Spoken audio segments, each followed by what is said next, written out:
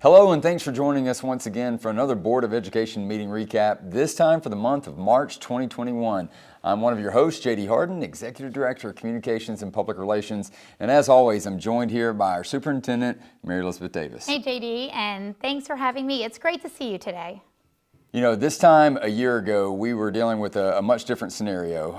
There was some uncertainty about this thing called the coronavirus that was cropping up all across our nation, and it really was a time that we reflect back on with just trying to understand how we've gotten to this point now. So. Yeah, we really actually kicked off our meeting acknowledging the milestone that this Board of Education meeting and really the days to follow played this time just 1 year ago. And in doing so, reflected on the many impossibilities that were made possible right here in Henry County Schools because of the tremendous community of employees, along with the tremendous community of families, and how we have navigated really just this uncharted territory as a grand community. And in our reflection, I acknowledge that while we're not out of the woods yet, we are taking such great strides through this chapter into a season that is certainly full of more hope, more optimism, and more possibility. We actually acknowledge that although there has been so many unforeseen challenges to tackle and to overcome, we also look at the days and weeks ahead and realize actually standing up a mass vaccination site for all of the employees of Henry County Schools, along with all of the educators throughout our Henry County community, and approaching our accreditation visit by Cognia, once known as SACS, just here in the next 8 days, and the opportunity to pass an East Blast referendum now on that ballot and inviting all of our community members to vote on March 16th. It really has been not only an incredible year of reflection, it's certainly appropriate to take a pause, but it's also amazing on what still stands on the horizon. Without a doubt, of course, we have, on the heels of that, and how things have changed, we're actually back to our phase 4 of our gradual and staggered return to on-campus learning plan. Thanks to the hard work and efforts of not just those within our district, but also the families, our community, in making sure that we are really able to do our part to keep Henry healthy and really help drive those numbers of coronavirus cases in our community into the lower numbers. And so we're so thankful to be able to provide that 5-day-a-week option for all of our students, no matter if it's pre-K all the way through 12th grade. And we really look forward to helping to make sure that our students can stay in class 5 days a week moving forward. Yeah, I mean, it's really time to start talking about finishing strong Henry County Schools. And we really embark on a season that this time last year was really pulled out from underneath of us. And so we are really eager to see end of school activities and celebrations and festivities with COVID-19 mitigation practices in place just be a part of the way we wrap up a really tremendous school year. In just less than 50 days, our seniors will actually be preparing to walk across the stage there at Atlanta Motor Speedway, and we're so thankful for that opportunity. Now, as a part of our Board of Education meeting, as we this time of year, it always involves the opportunity to talk about a budget for the coming year. But we also have some good news about the budget for this year, and Ms. Shanika Clay, our Chief Financial Officer, was able to update the board and provide a report on those positive trends for our budget. Yeah, that's exactly right. It's typical for us to start preparing and talking about the following fiscal year, but in this season, we can't do so without discussing the stability of our financial picture today in this current FY21 fiscal year. So we've actually seen the General Assembly, our legislators, take some very proactive steps to restoring the severe cuts to public education that occurred in the preparation for this school year. As a school system, we experienced a 60% austerity reduction, and actually that resulted in $41.5 million revenue shortfall. But what we've seen in the recent weeks, our legislators, and an especial appreciation to our Henry County legislative delegation for really reinvesting those dollars back into the FY21 budget to create a much more stable picture from which we are able to now begin building our FY22 budget. It is really some encouraging news. Of course, we are still seeing a significant shortfall, but that shortfall is being narrowed in really this FY21 picture right now. So that got us to talking about FY22. Yep, and of course we want to make sure that our community stays as informed as possible about this budget setting season. And as the weeks and months keep rolling through the end of this school year, as we get closer to the month of May, that's our goal. That's the Board of Education's goal, is to be able to adopt a final budget for the FY22 year, and we're well on our way to making that happen. That's right. And when we come together in our April board meeting, our board will pursue the adoption of our tentative budget, moving us toward May with the adoption of a final budget right on schedule this year. And of course, as a part of that process, we'll have hearings that you'll be able to get all the information you can about our budget and the things that are important moving forward to help our students continue to learn at the highest levels. Now, let's transition to something that, in addition to the budget, of course, which is very, very important, it's something that is just a monumental milestone for our district, and that's the opportunity to provide vaccines for our employees. Such a, just a hallmark moment for our district and all the work that has come to make this a reality. And next time you see this, you'll know that our employees have received those vaccines. That's right. I mean, it really is astonishing and extraordinary, but Henry County Schools has been approved as a closed point of distribution for the vaccination and has now been allocated by the Georgia Department of Public Health the Johnson & Johnson vaccine doses. The opportunity to vaccinate the employees of Henry County Schools, along with the educators who serve in private and daycare providers, have all been invited, if interested, to participate in this vaccination clinic, which will have began on Wednesday, March 10th, and facilitate straight through the weekend into Tuesday, March 16th. It really is going to be an impressive operation, and it would really be difficult to acknowledge all of those individuals who have dedicated 24 hours a day to making this possible, but we probably should take a minute and say thank you to the school nurses of Henry County Schools, who, because of their willingness to get trained and prepared and equipped to administer this vaccine, will be serving on the front line of the distribution of the Johnson & Johnson vaccine for our employees who are interested in participating. It's really phenomenal.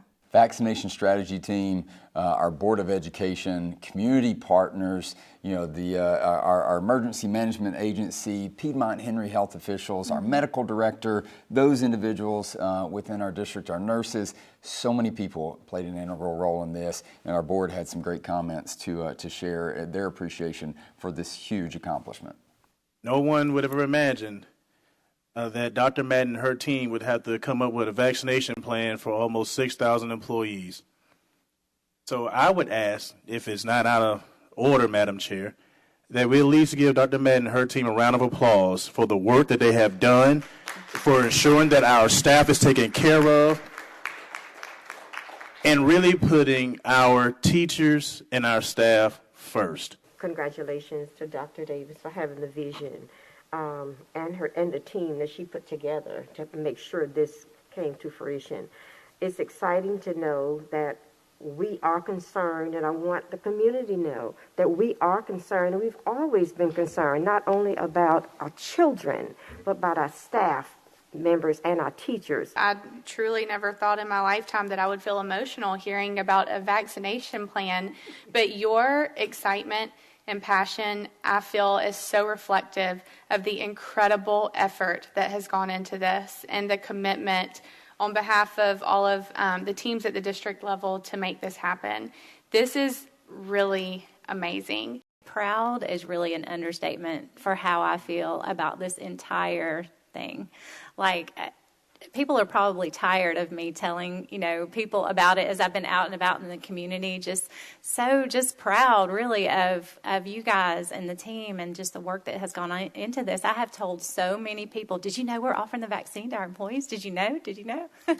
So just so you know, you have been bragged on in the community, and people are watching, and I just think it's wonderful. One of the key pieces to being able to pull off this huge task of providing vaccines for over 3,000 to 3,000 to 6,000 employees is the requirement of a medical director. And Dr. Lauren Pierce, owner of Moy's Pharmacy, answered that call to help out our district. And we are so thankful to have him as a part of this effort. And of course, one of our advisory members from our teacher advisory had some thoughts about this opportunity for our employees to be vaccinated. So let's take a listen. Hi, my name is Tabitha Wesley, and I am a part of the Superintendent's Teacher of the Year Teacher Advisory Council. And I am proud to see that Henry County is taking the next steps to ensure that our teachers and our school employees are vaccinated. I'm so excited to see that we are working with the community, with Piedmont and Moy's, and we're coming together to ensure that our county is moving forward and healthy and safe. And I believe that when we work together as a team, things can be done effectively and efficiently. And it just makes me proud to be considered a Henry County community member. I believe in our teachers, and I believe that in order to be successful, we need to ensure that our teachers are healthy and strong. And I have 100% confidence in our county and our community members that we are going to return to a sense of normalcy here and continue to thrive. Before you know it, the 2021-22 school year will be upon us. And at this month's Board of Education meeting, Kirk Schrum, our Chief School Leadership Officer, was able to provide a report to the board about all the plans that are being put into action to really ready our district for next school year. It's hard to believe that it'll be here, but the thing that we want people to keep in mind is that while we've had kind of a different normal for providing school and of course an education to all of our students, we're going to be able to go back to face-to-face, for those who want it. And then of course we're also going to be able to answer that remote learning desire for those who have really found a niche with that and understand and enjoy that way of learning. So Mr. Schrum was able to provide our board with some great updates. Yeah, I think I would really separate the discussion into two primary categories. That first is responding to what we're hearing across the country about this learning loss and what is the learning loss recovery for every school system. And that's not just exclusive to Henry County schools, but our Board of Education has been really forward-leaning, asking questions along those lines back as early as November and December. And in January, we were able to launch a learning loss recovery strategy with 3 assurances for the families and students of Henry County schools. That first assurance is addressing reading proficiency and having an individualized reading plan for any child who demonstrates significant gaps in their reading proficiency relative to on-grade level standards. The second are skills gaps in English and language arts and inviting students into summer programming that would help shore up and fill those skills gaps in those 2 key critical content areas. And the third is credit recovery for our high school students. Those students who may have now find themselves credit deficient or incomplete in their accumulation of credits that would be necessary to walk them toward that graduation stage, now will have a summer opportunity for credit recovery and for summer school. So the comprehensive learning loss recovery commitment of Henry County Schools is well underway, and invitations to participate will be forthcoming as we come towards this fourth quarter, this fourth 9-week season in the school year. And I think that's an important conversation to have, but it also sets the stage for how we get started for the next school year. And JD, you started talking about Impact Academy, and let's just talk about the virtual opportunity available through our Impact Academy next year. Without a doubt. So Impact Academy has generated a lot of excitement because a lot of families throughout this entire remote learning process have come to realize that they really like the opportunities that it affords them and being able to learn in this non-traditional way. And that's okay. And we opened it up, a window for many students, families all across the district, if they already knew they wanted to continue that. We just had an outpouring of just interest, and there's so many students students who have signed up. So that's one way. But throughout that, there are 3 different ways that they can, obtain their learning in a virtual environment next year. One of those is also one that's been nationally acclaimed and noted, which is our Evening Academy for our younger students. So that K through 5 opportunity to learn in the evening has, been something that was wildly been helpful and successful this year, and so our students will have that opportunity again moving into the fall semester if that's what they choose. That's right. So registration has been complete for Impact Academy, and there were nearly 6,000 students and families who have opted to register to continue this virtual learning experience. And there will be an opt-out window established for May for any family whose circumstances have shifted and they'd like to return to that homeschool environment. So Impact Academy is going to play a critical role as we start our school year next year, and it's going to afford us the opportunity for teachers in our traditional schools to have only in-person instructional responsibilities and not try to do both simultaneously, which we certainly know has never been an ideal model for Henry County.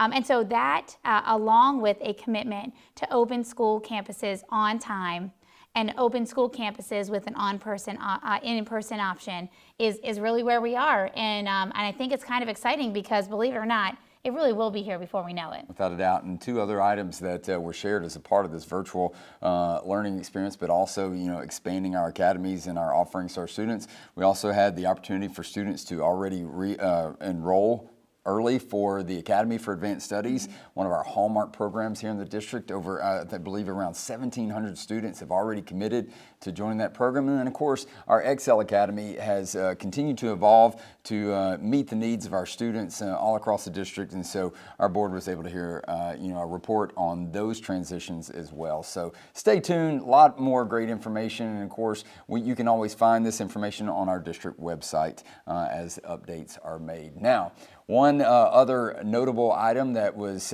covered during our study session was that of a reform policy that was presented by Ms. Morse, our Chief Learning Performance Officer. That's right. Our Board of Education has really embarked on this significant role that policy plays in our school system. They completed a comprehensive policy review, and it's one of the key levers of how they ensure excellence in education for every student in every classroom in every school in our district. And this particular reform policy is actually a reflection of a body of 2 years of work of our Board of Education to really study how it is that school system commit to the public standards far beyond what state accountability metrics are able to accomplish.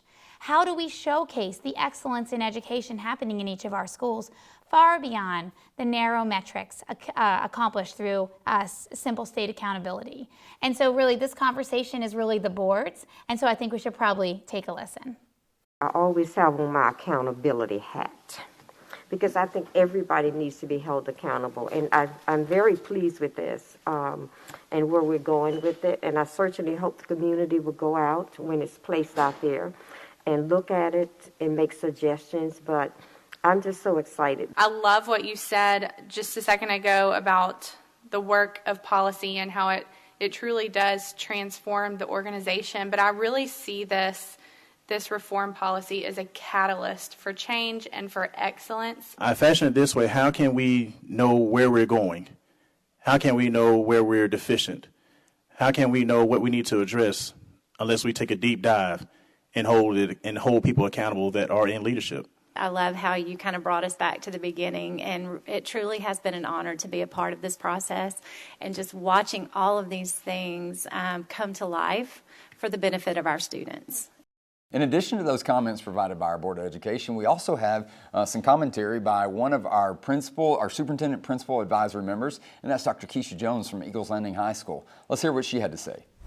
My name is Dr. Keisha Jones, and I am the proud principal of Eagles Landing High School. It's important for Henry County Schools to develop an organizational accountability policy because a policy such as this one gives us some direction. It allows us to have very clear and intentional principles and guidelines to follow. In our strategic plan, we have to ensure that the system of organizational accountability you call for is clearly outlined and communicated to ensure that the plan of action leads to the results you want to see.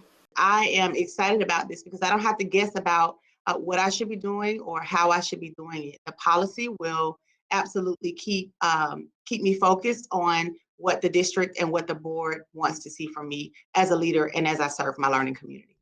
Well, thank you, Dr. Jones. And another important item, just in preparation for our next school year, is the annual review of our Code of Conduct. And so at this time, if you're interested in viewing the draft proposed for next year, which does include some minor revisions from the Code of Conduct in place this past year, I'd encourage you to visit our public review section of the district website. The document is out for public review until the April board meeting, when the board will move to adopt the Code of Conduct to prepare us for next year. And really, that set the stage for us to address our business items for the evening. And the discussion that occurred during our study session transitioned into action that evening. So talk to a little bit about the action the board took. Without a doubt. Of course, one of the items that is required of our board is to select a Georgia School Boards Association representative to go to their annual conference, and the board took action to name and approve our newest board member, Mr. Mackenzie McDaniel from District 2, to be the Henry County Schools Board of Education representative to this conference. So congratulations to Mr. McDaniel. We also had the opportunity to approve some contracts with our copier system, and then of course the purchase of some learning equipment through CTAE grants, and of course that also included some computers. Now, one item that we also want to talk about is the construction report that was covered during the study session, but is also carried over into a little bit of conversation in our business meeting. And as a part of the construction report, it offers an opportunity to update the board and provide a report on all the construction projects going on across the district, and those are largely due to eSPLOST funds. Now, we're coming to the end of our eSPLOST construction projects for eSPLOST 5, which sets the stage for eSPLOST 6. And our board had a lot of positive comments to share about eSPLOST 6, which that vote is coming up on March 16th. It's a very, very important vote. Over $300 million worth of projects that would be accomplished through a 1-cent sales tax on every dollar that is spent in Henry County. And it's not just on the backs of Henry County voters or Henry County residents. It's anybody who spends a dollar in Henry County would be able to support our schools. When you spend a dollar here, or your family visits, or anybody comes to visit our county for whatever reason and spends a dollar, it supports public schools. That is remarkable to think about. It really is remarkable. And so let's listen to our board member comments and invite you to join us in continuing this investment in your schools for your children on March 16th. We have a really exciting eSPLOST referendum that is going to truly make a life-changing difference in the education of our students throughout our entire district.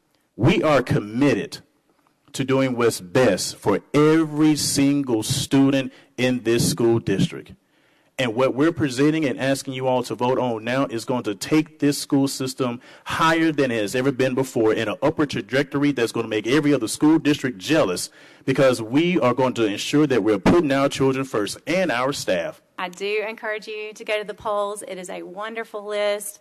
I grew up here, have seen over the years the many wonderful things that have come to our county through the eSPLOST. Don't let your children down, because how can we compete in a technological world if we don't have the technology to do so? We need these funds to move this district forward. Our students have had the computers now, I think, for 5 years. It's time to upgrade.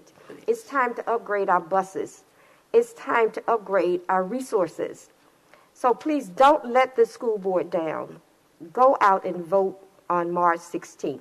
I've heard some of them say that they have 2 or 3 kids. I have 43,000 kids, and they're all in the school system, and I don't care what their last name is. All I care about is educating the children. So as you can see, we just hope that everyone will go out to vote on this very important ballot measure. March 16th, the eSPLOST 6 ballot referendum for Henry County Schools. Mark it on your calendars, and we hope to see you at the polls. We also always enjoy our business meeting for the start that it provides, the inspiration that it's provided, and it was no different this month. And we had some students who celebrated International Women's Day and Women's History Month. And from Locust Grove Elementary, and they did a great job singing that song. They sure did. Let's listen.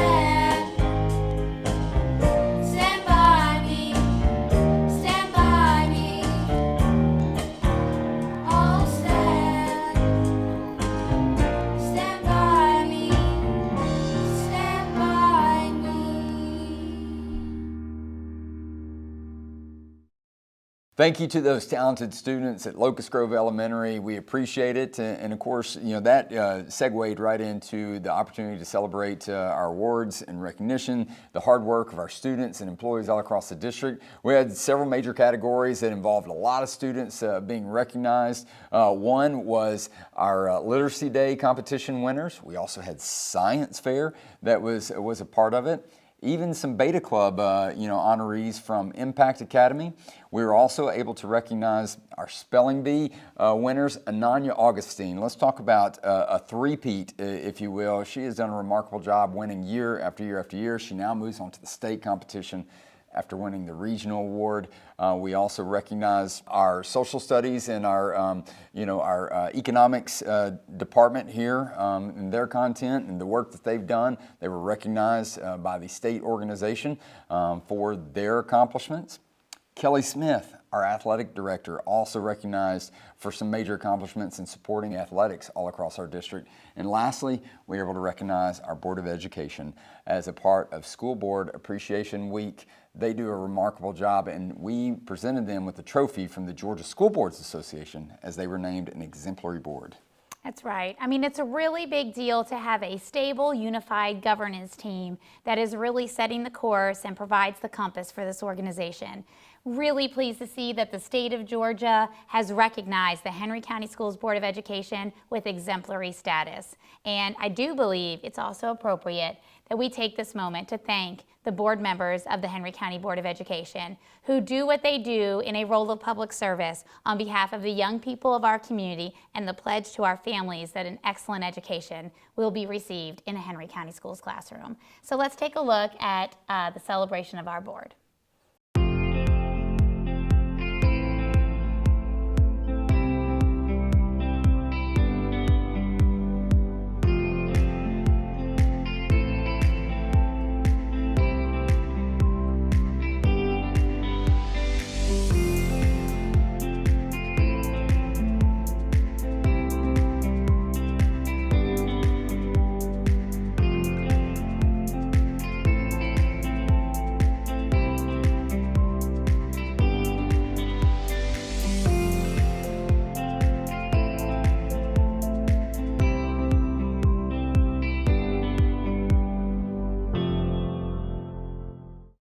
It really was a productive month, this month of March 2021, obviously looking a little bit different than it did in 2020, but nonetheless, we are so appreciative of you over this past year and everything that you've walked through with us as a part of this new pandemic that we've been a part of, and how we've truly changed school to meet the needs during this pandemic for all of our students and families.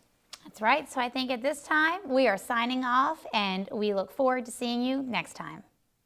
As is the case with most board meetings, there's a lot more information that you're able to witness being there in person or watching the full version on demand that we're unable to bring to you here in this very short board meeting recap. The links to those presentations and videos can be found in the description section directly below this video.